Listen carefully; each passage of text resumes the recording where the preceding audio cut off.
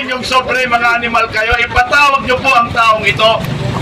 Sinabi po ni Vice President Inday Sara Duterte na yung sobre na yan ay galing kay Palaka, ay galing kay Lisa Tanas, at may video po si Inday Sara at sinabi yung may pira para sa DepEd, nanggagaling yung milyones na pira kay Palaka. Nakapagtataka, bakit nagkaroon ng pira ang animal na Palaka? Hindi man siya, wala siyang mandato sa gobyerno, wala ho siyang...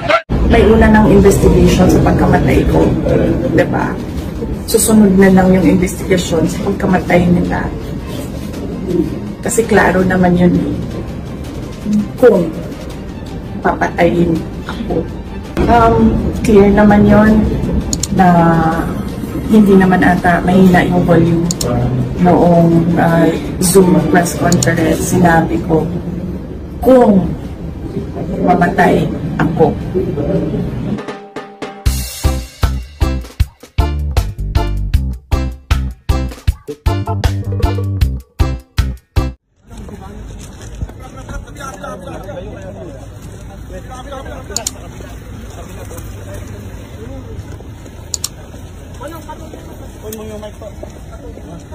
Dito po, ma'am. Dito po, ma'am. Okay.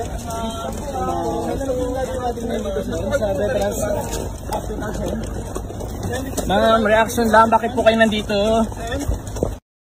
Mga roko-roko. Ngayon, ang pasabog ni Vice President Inday Sara Duterte.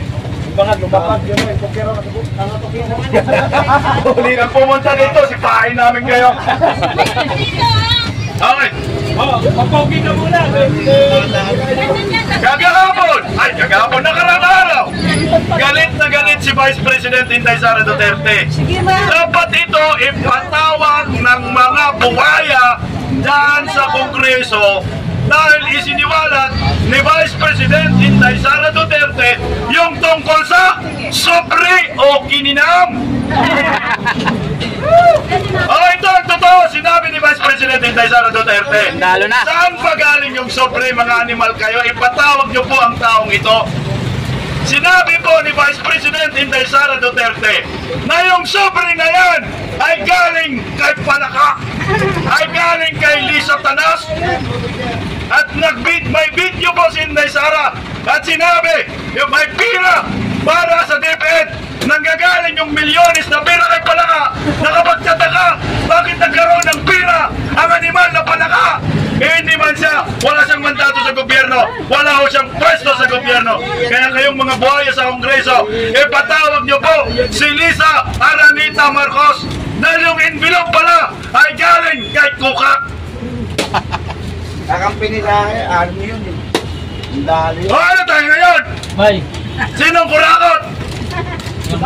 Maliwanag po, lahat ng ginagawa ng mga buhaya sa Kongreso ay gawa-gawa lamang. Kung walang mga political vloggers, kung wala si Badong, yawa. Kung wala si Para, kung wala si Bigatelio, kung wala si Pans TV, siyempre sama niyo ako. Kung wala si Bistak, paano po ipalaganap po natin ang totoong kwento sa likod ng kababalaghan ng drama-rama sa Kongreso ng pamagat ay ang mahiwagang envelope ni Palaka. Akala ko ang hiwagang Kukak eh. Hindi ba dapat siyang ipatawag ngayon sa Kongreso? Chihuahua? Baka nang ina nila. Kaya mahalaga rin talaga ang social media, guys. Malaki rin bagay na meron nagre-rebut. Kasi kung wala, di lahat tayo mga nagiging tanga lahat at naniniwala tayo sa mga pautot ng mga buhayang nasa Kongreso na yung sungay ay 10 at yung buntot 11. Okay. Bay, baka decide anong klaseng nila lang yun? Baka decide na tanang helicopter ha?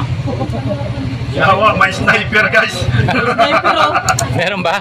Meron? May helicopter nga oh, nag-landing oh. Saan? Next, na magsasalita. Guys, may helicopter doon, no? Bigatelio. Sa taas. Yes. Ayun, no? May helicopter dyan, ayun, no? Badong, basta na Badong, ikaw naman Badong. Badong, next. Isa pang pasada kay Badong Aratiles. Ano mo sasabihin sa ating mga lahat eh? Pupunta ako dito. Dito po kami sa Veterans Memorial Medical Center, North Avenue, Quezon City. Madali lang po ito tutunin mga kababayan ko. Sir, pwede sir magsalita natin. Ito, sundalo to eh. Alam niya yan kung anong klaseng ko yan. Ano yan? Anong building yan? Solar yan eh. Ha? Solar. Kamusta kayo dyan? Yung building? O solar. Vice President Solar yan? Oo. Sara Duterte. Pero may helicopter. Oh, yung may helicopter? Oh, solar. Yan oh, nakalagay sa gilid, solar.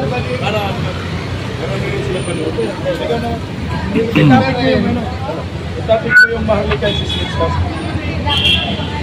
So doon sa kabila guys, may media doon, ayun, TV Patrol. Nandun sa... Wala na akong sabihin dahil nasabi na lahat. Sumo kaya, iso. Ayun no, nakasum nga yan oh. Mga natin iso. Kita ba yan? Sino yan? Uy, si Bangag man. Kita nyo yan, si Si Bangag. Si Bangag. Tay! Ayaw, hindi man na nadinig. Ako na lang! Ayan guys, Ayaw siya. nila! Ayaw ka ni Badong! Wala ng boses. Meron po kasi silang nakita dito helicopter. Baka ina-sniper si Badong dito. Sabik sa ano? Sabik sa helicopter to mga ngayon na nakakita eh. Yung nakikita ng helicopter, no? Oo. Pinangungunahan ni Pans TV kanina pa yan. Helicopter, tuwan-tuwa. Away ka naman dito. Wala sa bundok ko eh. Hi, Pans! Pans! Hi, Pans. Ate, tubig ko. Ito na lang tayo. Gantuan na lang. I-awards pa, Pans. Halika, Pans. Kuya, totoo may rally doon sa Mindula ngayon? Ito. Magpatawa muna tayo. Gusto niyo magpatawa kami? Ikaw na. Bakit yan? Yan sa atin.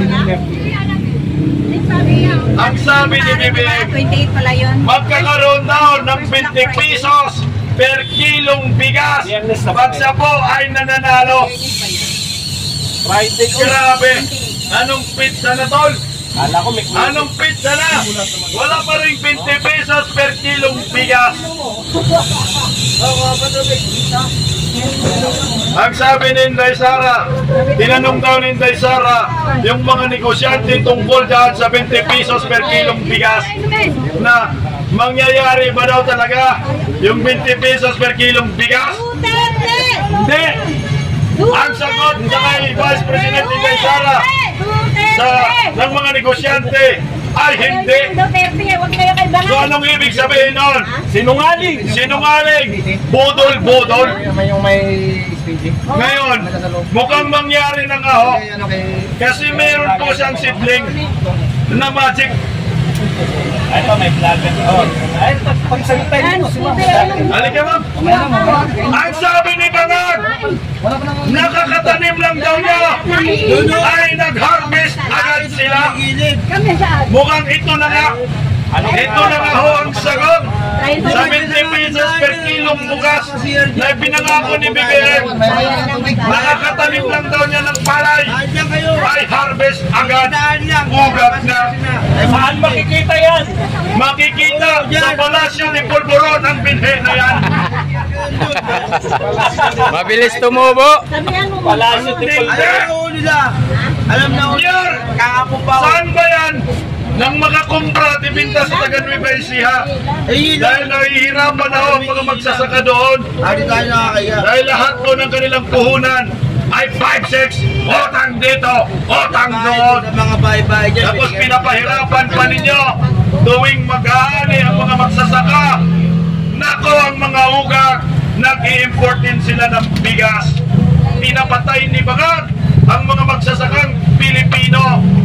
Bakit ba kailangan po ninyong sabayan ng imported rice ang pag-aani ng mga magsasaka? Ano yun? Darating talaga ang panahon, wala nang magsasaka sa ating bansa. Mahilig kasi sila sa import dahil may pera sa importasyon. Correct. Lahat na lang ini-import. Ini-import ang asin. Ini-import ang asukal. Animal, ini-import na naman ang isda. Lahat na lang ini-import. Ang lawak ng ating karagatan sa ating bansa. Napalibutan po tayo ng karagatan. Mantakin mo sa panahon ni Bangag, ang asin imported. Grabe naman. Grabe naman o. Isda imported. Baka sa susunod, ang tubig ay magiging imported na rin.